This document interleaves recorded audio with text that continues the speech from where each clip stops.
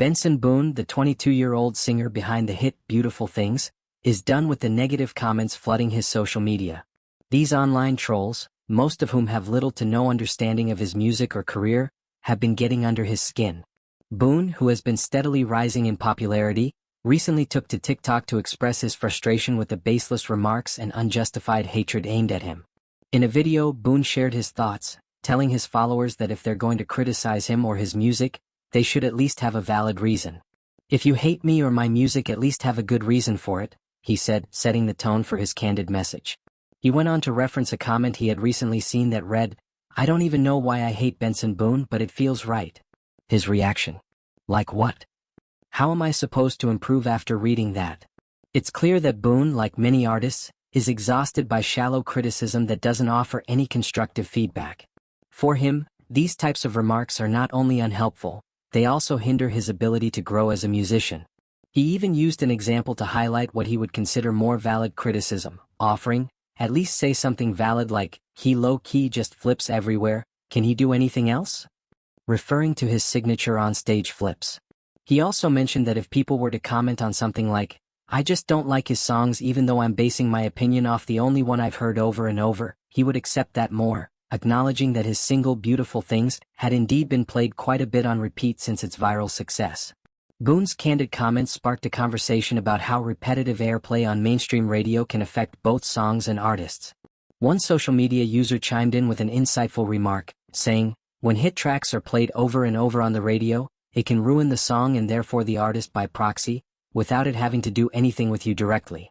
Boone, in full agreement, responded with, "Honestly, this is so true. The issue at hand is a common one for artists, particularly for those who achieve viral success with a single. While Boone's song Beautiful Things has undeniably resonated with many, there's a downside to its popularity.